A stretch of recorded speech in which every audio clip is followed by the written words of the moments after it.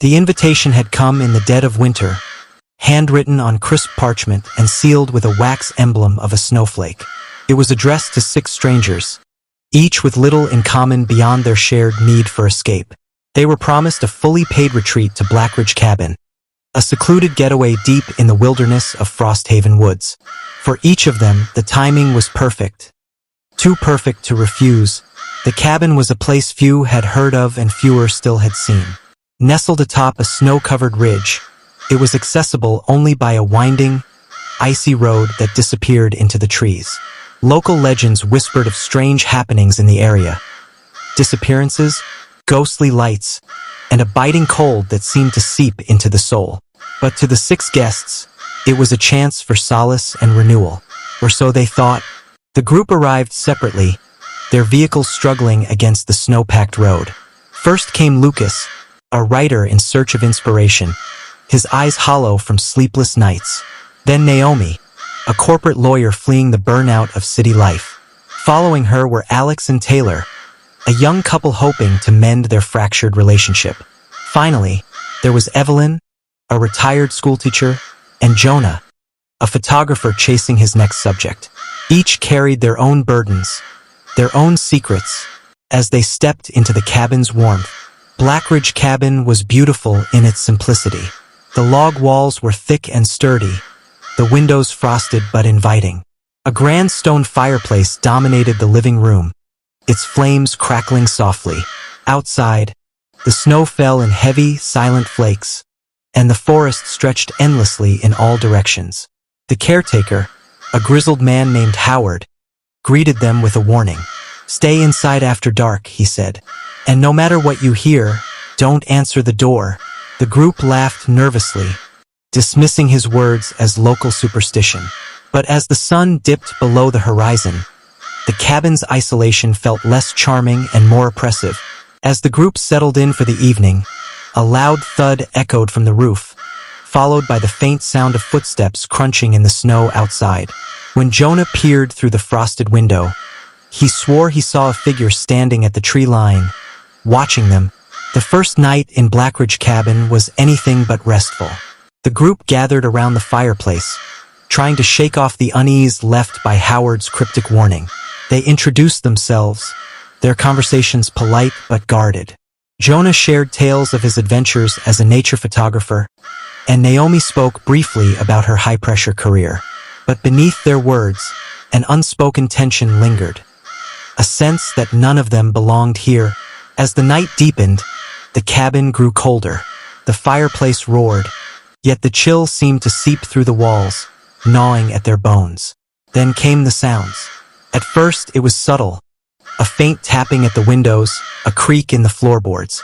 Lucas dismissed it as the house settling, but the others weren't so sure. Naomi went to the kitchen for a glass of water and froze when she saw frost spreading across the window pane in intricate, unnatural patterns.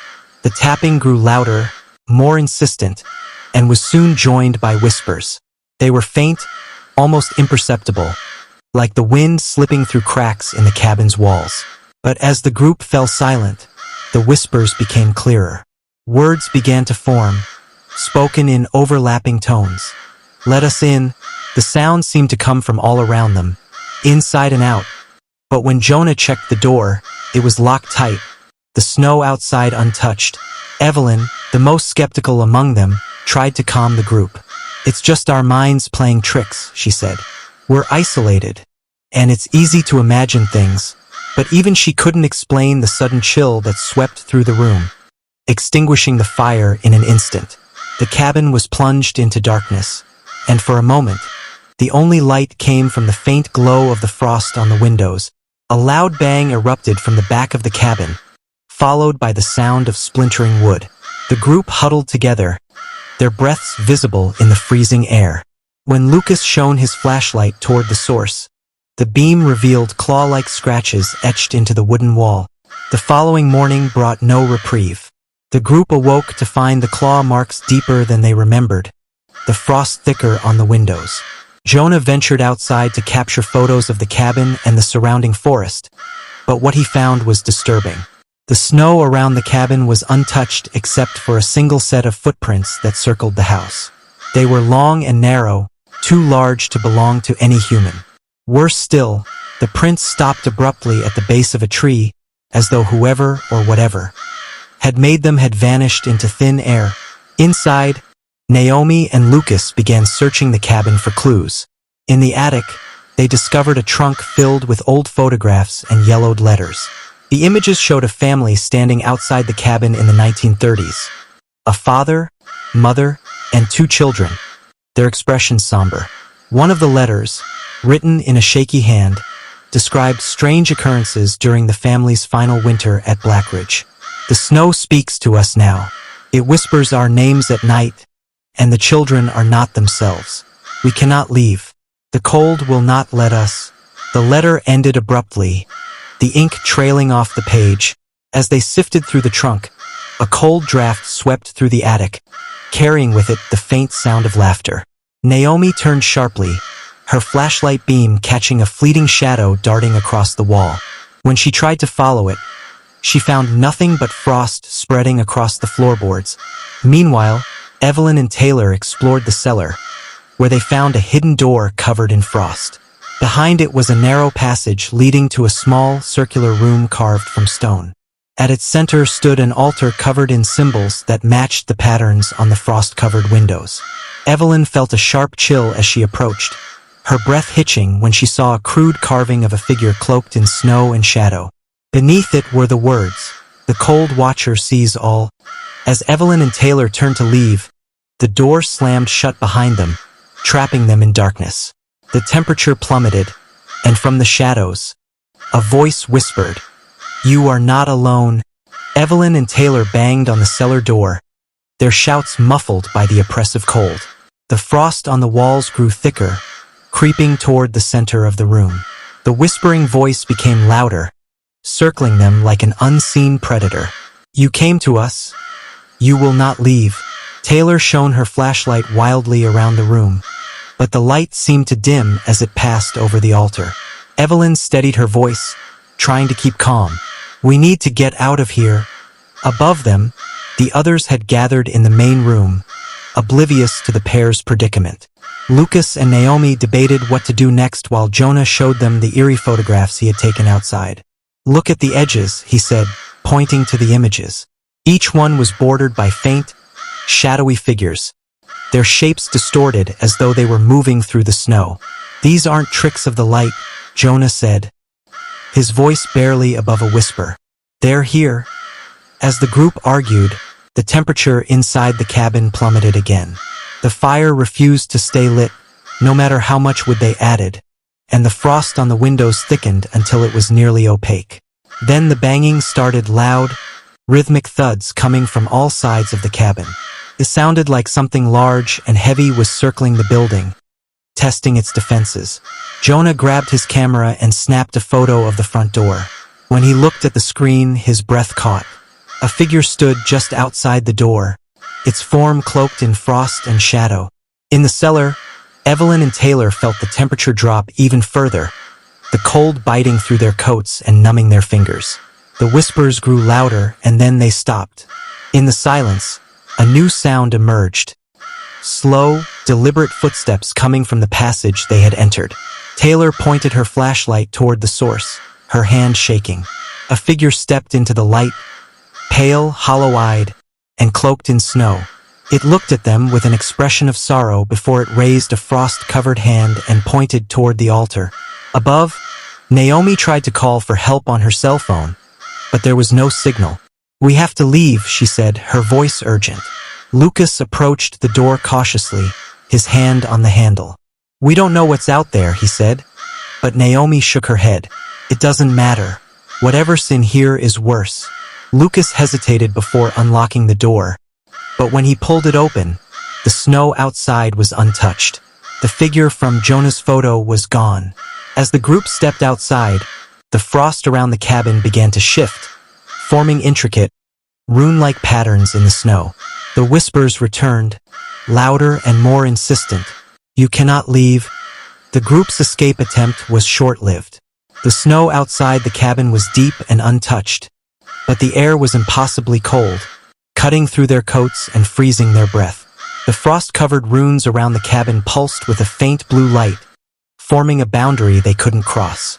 Naomi tried stepping over the edge, but the moment her foot touched the snow beyond the runes, she stumbled back, clutching her leg. Her skin was blistered, frostbitten in an instant. Jonah looked back toward the cabin. "We have to go back," he said, his voice tight with fear. "It won't let us leave." Reluctantly, the group retreated into the cabin, the door slamming shut behind them as though it had been waiting. The frost on the windows began to shift, forming words in an old, indecipherable script.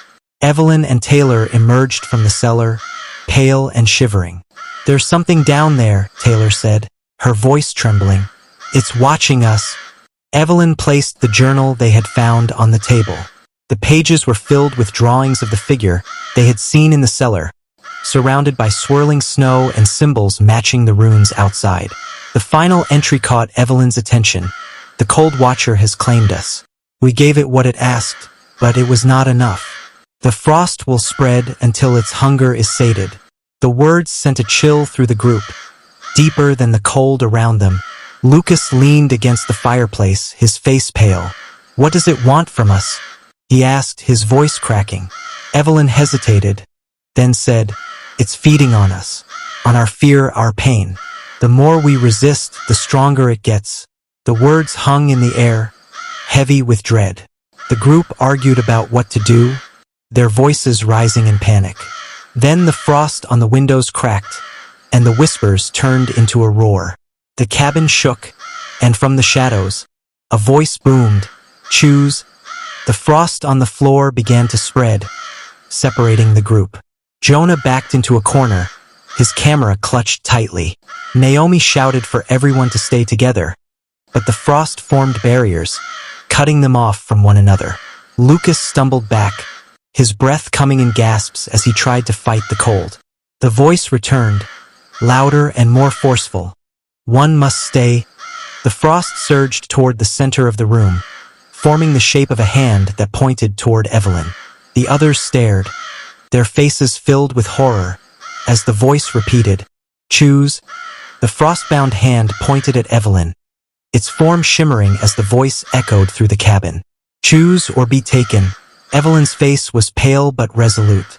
"If it's me it wants, then so be it," she said, stepping forward. The others protested, but she raised a hand to silence them. "We can't escape this," she said. "Not unless someone stays." The frost around Evelyn surged upward, encasing her legs as the temperature dropped even further. She winced in pain but didn't cry out. The Cold Watcher's figure began to form in the center of the room, its body cloaked in shifting frost and shadow. It extended an arm toward Evelyn, the frost creeping up her body. She turned to the others, her voice steady despite the fear in her eyes. "Go. Now." The frost around the others receded, and the runes on the floor dimmed, forming a clear path to the door. Naomi hesitated, tears streaming down her face, but Jonah grabbed her arm and pulled her toward the exit. Lucas and Taylor followed, their breaths visible in the freezing air. As the group stepped outside, the runes around the cabin dissolved, and the snow stopped falling. The Cold Watcher's voice boomed one final time. "Leave." The group ran through the snow, their footsteps crunching loudly in the still air. When they reached the tree line, they turned back to see the cabin shrouded in mist. The frost on its walls gleamed faintly before fading entirely. Evelyn's sacrifice had broken the frost's hold, but the cabin's dark presence remained. As the first light of dawn broke through the trees, the group stood in silence, their breaths heavy and their faces marked by grief. Blackridge Cabin remains abandoned, its walls now covered in frost once more. Travelers passing through Frosthaven Woods sometimes report hearing whispers carried on the wind, and on the coldest nights, a faint blue light glows from its windows. The Cold Watcher's hunger is sated for now.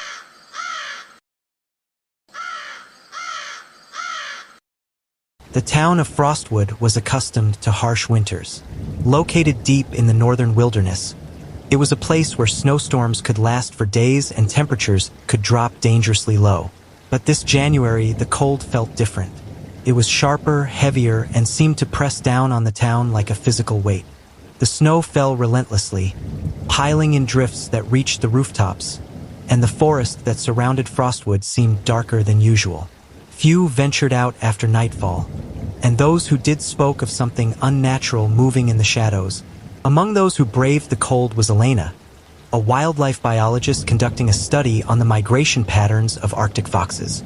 She had arrived in Frostwood weeks earlier, her cabin on the edge of the forest serving as both her home and her base of operations.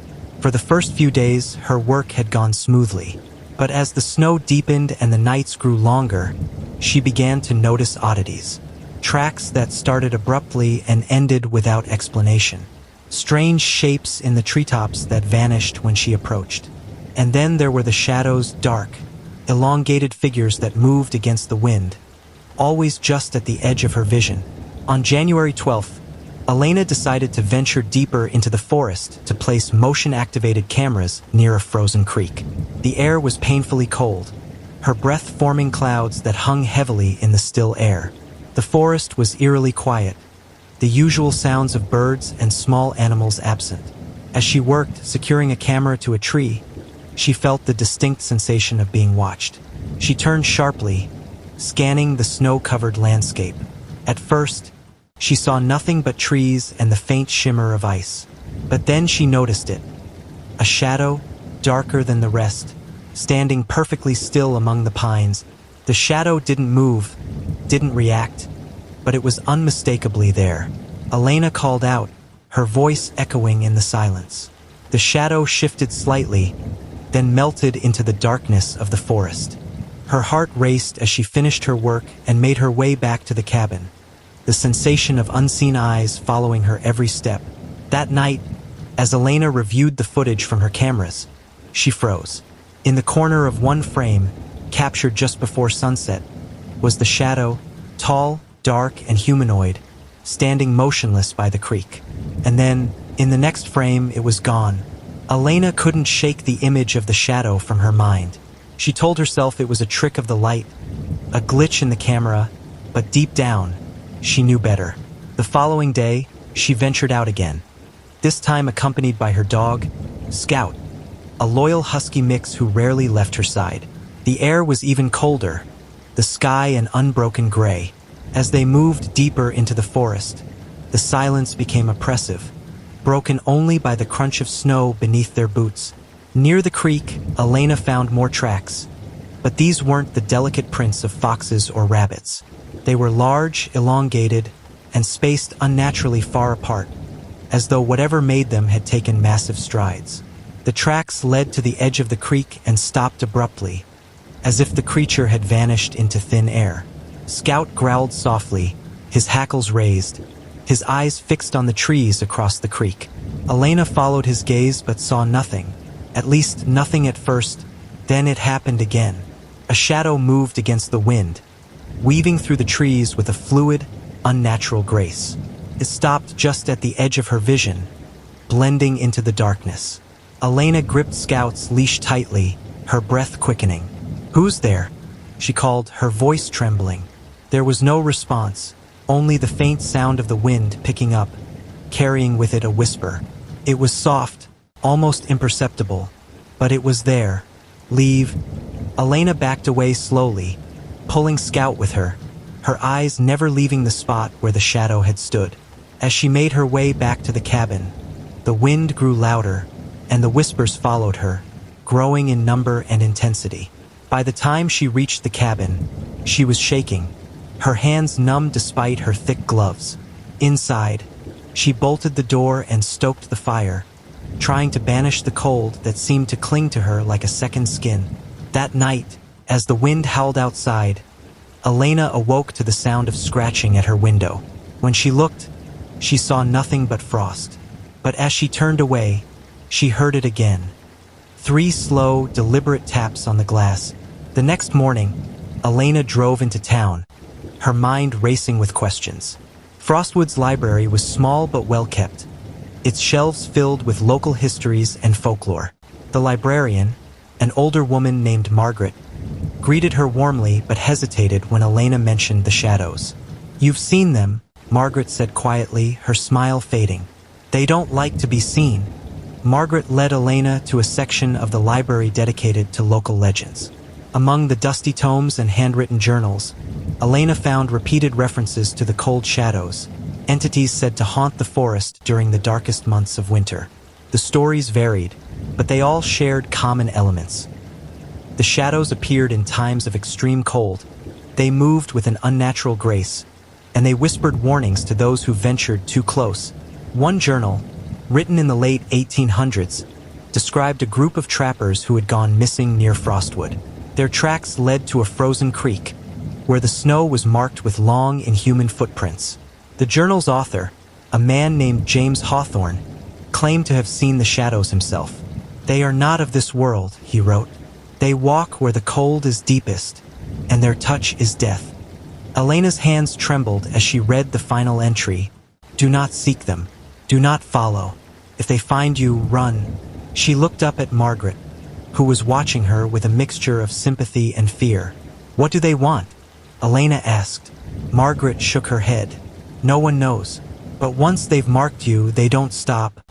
As Elena left the library, her breath clouding in the icy air, she noticed something strange. The snow on the street was undisturbed except for a single set of footprints, long and narrow, leading directly to her car. The footprints leading to her car set Elena's heart racing. They were too precise, too deliberate, and far too large to be human. The air seemed colder, heavier, as though the atmosphere itself was thickening. She climbed into her car, her breath fogging the windshield, and turned the engine over. The vehicle roared to life, but her sense of unease only grew. She glanced in the rearview mirror and froze. For a split second, she thought she saw a shadowy figure standing at the edge of the lot, watching her. But when she turned, there was nothing there. Only snow and silence. Driving back to her cabin, the forest seemed darker than usual, the trees casting elongated shadows across the snow. The road, usually clear from regular plowing, was covered in a thin layer of frost, as though the cold had crept in faster than it should have. Her tires crunched loudly, the sound echoing unnaturally through the empty woods. She couldn't shake the feeling that she wasn't alone. Every so often, she glanced at her mirrors, half expecting to see the shadow following her. But the road remained empty. By the time she reached the cabin, the sun was beginning to set, casting an orange glow over the snow-covered landscape. Scout greeted her at the door, his tail wagging hesitantly, as though even he could sense something was wrong. Elena locked the door behind her, her mind racing. The journal's warning echoed in her thoughts. If they find you, run. But where could she run? The forest stretched endlessly in every direction, and the shadows seemed to thrive in the cold. That night, the temperature plummeted further, and the wind howled like a living thing. Elena sat by the fire, poring over her notes and the photographs she had taken of the tracks and shadows. She marked patterns she hadn't noticed before, places where the shadows seemed to linger longer, as though tied to specific areas of the forest. She wondered if the frozen creek was the source of their power, or if it was merely a crossing point, a gateway between worlds. Her thoughts were interrupted by a sound, a soft but deliberate knock at the door. Scout growled low in his throat, his ears pinned back. Elena stood slowly, her heart pounding. The knocking came again, louder this time, and then a voice followed. It was quiet, almost familiar, and it said her name, Elena. She froze, her mind racing. No one else knew she was here. The voice came again, louder now, more insistent. "Elena, open the door." Elena grabbed her flashlight and shone it toward the door's frosted window. For a moment, she saw nothing. But then the frost began to shift, forming the outline of a hand, its fingers impossibly long and claw-like, pressing against the glass. Elena backed away from the door, her flashlight shaking in her hand. Scout barked sharply, the sound startling in the tense silence. The frost on the window thickened, and the handprint began to fade, replaced by a dark, amorphous shadow that seemed to seep into the glass itself. The voice outside stopped, replaced by the sound of footsteps crunching in the snow, circling the cabin. Elena grabbed her camera and snapped a photo through the window. The flash lit up the darkness outside, and for a brief moment, she saw them. Multiple shadows moving through the snow, their forms shifting and indistinct. Her mind raced as she reviewed the photo. The shadows were unlike anything she had seen before, elongated with no discernible features, yet unmistakably humanoid. They didn't walk. They glided, their movements fluid and unnatural. She thought of the journal's description. They walk where the cold is deepest. What were they? Spirits? Creatures? Or something else entirely? Determined to understand, Elena returned to the creek the next morning, Scout by her side. The forest was unnaturally quiet, the snow absorbing every sound. When she reached the creek, she found the tracks again, long and narrow, leading into the frozen water. The ice was pristine, untouched, as though nothing had crossed it. But when she crouched to examine the tracks, she noticed something strange. Beneath the ice, faint and distorted, was the outline of a figure. A shadow suspended in the frozen depths, its head tilted as though watching her. She recoiled, her breath hitching. The wind picked up, carrying whispers that seemed to come from the ice itself. You should not have returned. Elena stood, her heart pounding, and turned to leave. But as she did, the shadows began to emerge from the trees, closing in around her. They moved with purpose, surrounding her, their whispers growing louder. Scout barked and lunged, snapping at the air, but the shadows remained unfazed. Elena clutched her camera, snapping photos frantically as the shadows drew closer.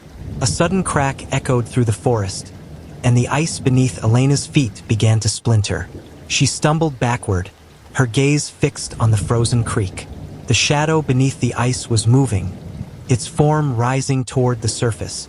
The ice beneath Elena's feet cracked again, the sound sharp and jarring in the stillness of the forest.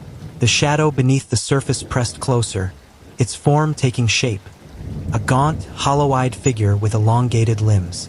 The shadows around her stopped moving, their forms shifting as though waiting for something. Elena's breath clouded the air as she fought to steady herself. She knew she couldn't outrun them, couldn't escape, but she could confront them. Drawing on everything she had read in the journal, Elena spoke aloud. What do you want? Her voice trembled but held firm. The whispers stopped abruptly, replaced by a deep, resonant voice that echoed in her mind. We want what was promised. The cold does not forgive. She realized then that the shadows weren't malevolent for the sake of it. They were bound to the frost, cursed to wander where the cold was strongest. And they were looking for release. The figure beneath the ice reached the surface, its hand pressing against the frozen layer. The cracks widened, and the water below churned with an unnatural energy. Elena dropped to her knees, her hands pressed to the ice. How can I free you? She asked. The voice responded, You must take our place. Her heart sank as she realized the cost of their release. It was her or them, sacrifice or survival. Before she could decide, Scout barked fiercely, lunging toward the shadows. His movement broke the stalemate, and the shadows surged forward. Acting on instinct, Elena reached into her bag and pulled out the camera. She aimed it at the figure beneath the ice and snapped a photo. The flash lit up the creek, and the shadows recoiled violently, their forms unraveling into wisps of darkness. The figure beneath the ice let out a low, mournful wail before sinking back into the depths. The shadows retreated into the forest, their whispers fading into the wind. The ice stopped cracking, and the creek grew still. Elena collapsed onto the snow, her breath coming in gasps. She had driven them back, but she knew they weren't gone. Not entirely. Elena left Frostwood the next day, but the memories of the shadows stayed with her. She published her findings, but few believed her story. The forest remains as cold and silent as ever, and locals still speak of the shadows that haunt its depths. On the coldest nights of January, some claim to hear whispers in the wind, warning them to stay away from the frozen creek.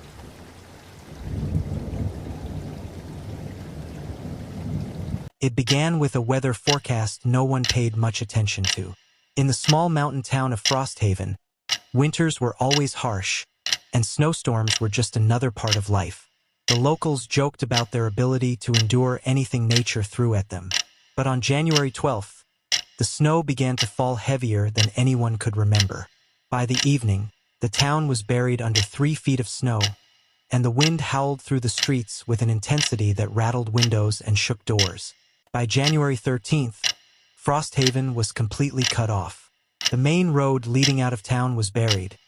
The power lines were down, and communication with the outside world was impossible. The blizzard showed no signs of stopping. Snow piled high against buildings, and the once cozy streets were now treacherous, with visibility reduced to mere feet. Despite the harsh conditions, the townsfolk did what they always did. They prepared to ride it out. But as the hours turned into days, they began to notice strange occurrences. Martha Higgins, the owner of the local diner, was the first to report something unusual. She swore she saw figures moving through the storm, tall, gaunt silhouettes that seemed to glide rather than walk. At first, she dismissed it as shadows cast by the blowing snow. But when she looked closer, she realized the figures left no footprints behind them. Her story spread quickly through the town, and soon others began reporting similar sightings. Farmers on the outskirts claimed they heard voices carried on the wind, faint and mournful, calling out names they couldn't quite make out. Among those trapped in the storm was Noah Barrett, a park ranger who had been stationed in Frosthaven for 5 years. Used to the solitude of the wilderness, Noah initially welcomed the storm as an excuse to hunker down with his dog, Scout, and catch up on reading. But on the second night, he woke to the sound of scratching at his cabin door. Thinking it was an animal seeking shelter, he opened the door cautiously. Instead of a stray dog or coyote, he saw a figure standing just beyond the porch, its form barely visible through the snow. Before Noah could call out, the figure turned and vanished into the storm, leaving no trace behind. As Noah closed the door, shaken, Scout began growling low and deep, his eyes fixed on the frosted window. When Noah turned to look, he saw the faint imprint of a hand pressed against the glass. Long fingers and claw-like nails etched into the frost. By the 3rd day of the blizzard, Frosthaven's residents were on edge. The snow continued to fall relentlessly, the wind howling like a living thing. Supplies began to dwindle, and the temperature dropped so low that frost formed on the insides of windows. But it wasn't just the weather that unnerved the townsfolk. It was the whispers. At first, they were faint, almost imperceptible, carried on the gusts of wind that battered the town. But as the hours passed, the voices grew louder, more distinct. At the Frosthaven General Store, owner Henry Carter stayed open as long as he could, allowing neighbors to stock up on what little he had left. Late one evening, as he prepared to lock up, Henry heard a voice outside calling his name. He hesitated, peering through the snow-covered window. The voice came again, clearer this time. "Henry, come out." Against his better judgment, he opened the door, but the street was empty, save for the swirling snow. The voice came a 3rd time, from just behind him. He turned sharply, but there was no one there. Elsewhere in town, Sarah and Pete Miller, who ran the Frosthaven Inn, experienced something similar. Guests reported hearing knocking on their windows late at night, followed by faint laughter that faded into the wind. One guest, a traveling salesman stranded by the storm, claimed he saw a woman standing in the courtyard, her face obscured by a thick veil of snow.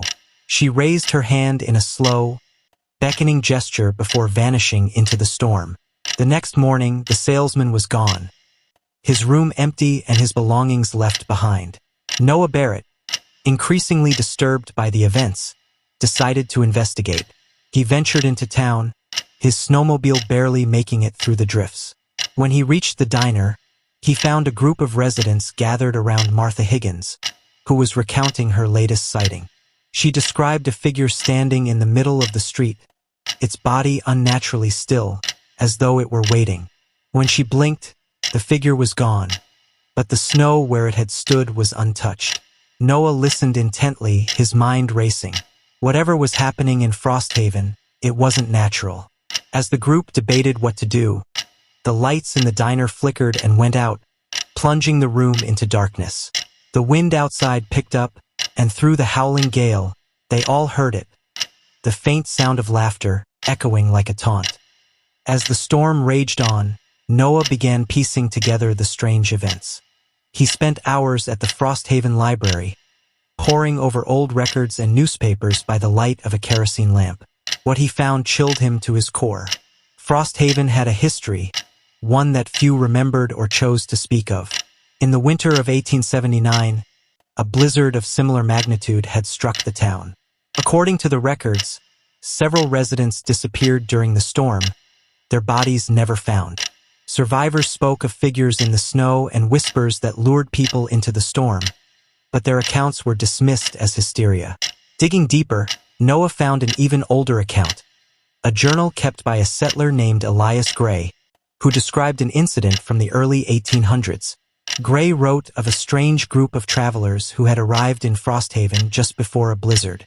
The travelers claimed to be seeking shelter but refused to enter any homes or buildings. Instead, they remained outside, standing in the snow without any visible signs of discomfort. When the storm finally passed, the travelers were gone, but so were half the town's residents.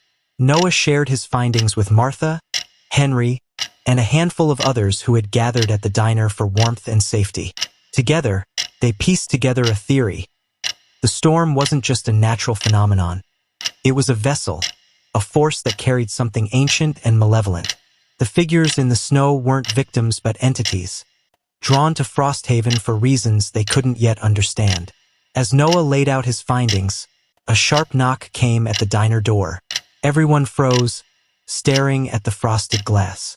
On the other side, a handprint appeared, followed by another, as if someone or something was trying to get in. The sharp knock at the diner door sent a chill through the group huddled inside. The frost-covered glass obscured the view, but the handprints were unmistakable, long, spindly fingers pressed firmly against the pane. No one moved at first, the only sound the wind howling outside. Then came another knock, louder this time, as if whatever stood on the other side was growing impatient. "Don't open it," Martha whispered, her voice trembling. But Henry, the ever-practical store owner, moved cautiously toward the door. "If it's someone in trouble, we can't just leave them out there," he said. He reached for the lock, his hand trembling, as the others shouted for him to stop. But before he could pull the door open, the handprints disappeared and the knocking ceased. For a moment, all was silent. Then the wind picked up, and a shadow passed by the window, tall and thin, gliding rather than walking.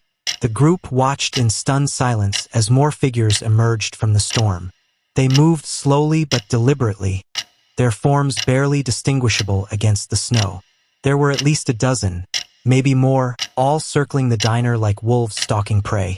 Noah grabbed a flashlight and shone it through the glass, but the light seemed to be swallowed by the storm. The figures didn't react, their movements too fluid to be human. "What are they?"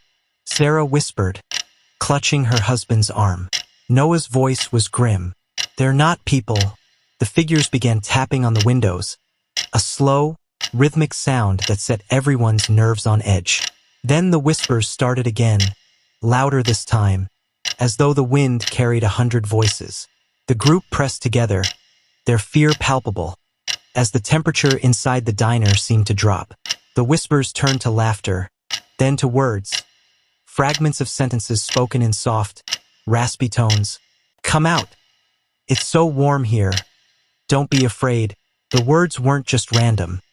They were addressed to each person by name. Noah's mind raced as he tried to think of a plan. The diner was sturdy, but it wasn't a fortress.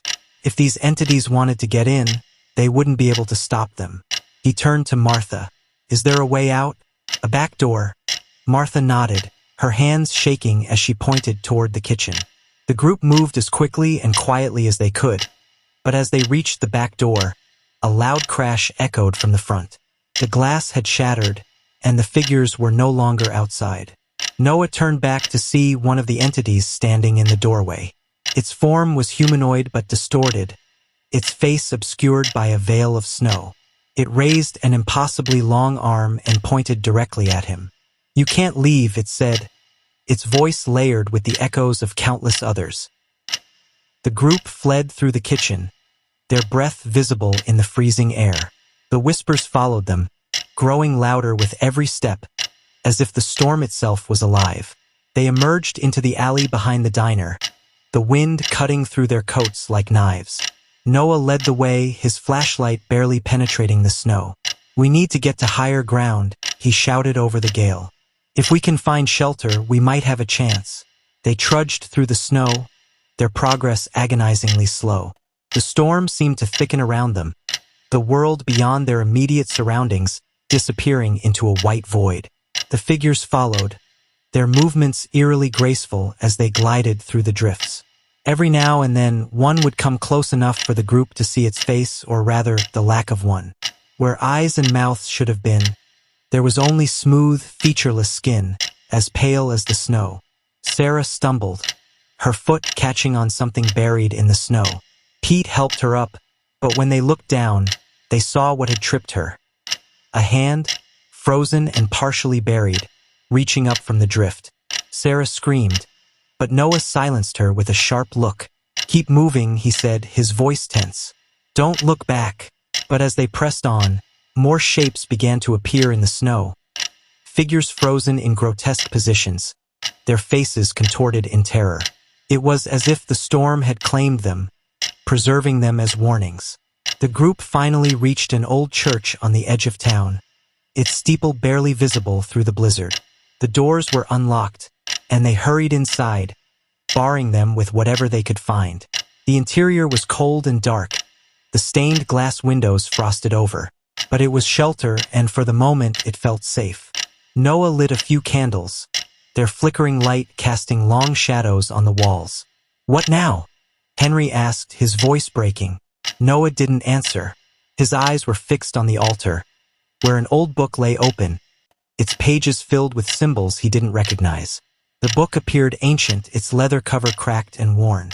Noah flipped through the pages, his pulse quickening as he found a section titled "The Winter Wraiths." The text described beings that thrived in the cold, feeding on fear and despair. According to the book, the only way to banish them was to confront the heart of the storm, a place where their power was concentrated. But the book also carried a warning. Few who enter the heart ever return. As Noah read aloud, the church doors rattled violently, the wood splintering under the force of something trying to break in. The whispers returned, louder than ever, echoing through the sanctuary. And then, from the darkness, a voice boomed. "You cannot escape the storm." With no other choice, the group prepared to venture into the storm's heart. The book had given them vague directions. An old grove on the outskirts of town, marked by a lone tree that stood taller than the rest. Noah led the way, the others following close behind, their fear palpable. The storm seemed to resist their every step, the wind pushing against them as if trying to drive them back. As they approached the grove, the figures in the snow grew bolder, closing the distance between them. One of the creatures lunged at Henry, its long fingers clawing at his coat. Noah swung his flashlight, the beam of light causing the creature to recoil with an inhuman shriek. "Stay together," he shouted, his voice barely audible over the wind. When they finally reached the grove, they saw the tree, a massive, gnarled oak that stood in stark contrast to the barren landscape around it. At its base was a circle of stones, each one etched with symbols similar to those in the book. The air was different here, heavier, as if the storm's energy was concentrated in this one spot. Noah stepped into the circle, holding the book tightly. "This is it," he said. "This is where we end it." Following the book's instructions, Noah recited an incantation, his voice steady despite the fear gripping his heart. The wind grew deafening, and the figures surrounding the grove began to wail, their forms distorting as the ground beneath them cracked and splintered. The tree's branches swayed violently, as though caught in an unseen struggle. As the final words of the incantation left Noah's lips, the storm suddenly stopped. The wind died, the snow settled, and an eerie silence fell over the grove. The figures in the snow froze in place, their forms dissolving into mist. The group stood in stunned silence, the weight of their ordeal finally lifting. When dawn broke over Frosthaven, the blizzard was gone, and the town was quiet once more. But the memories of that night lingered, and the scars it left would never fully heal. And though the storm had passed, the grove remained, a silent reminder of the power that had once held the town in its grasp.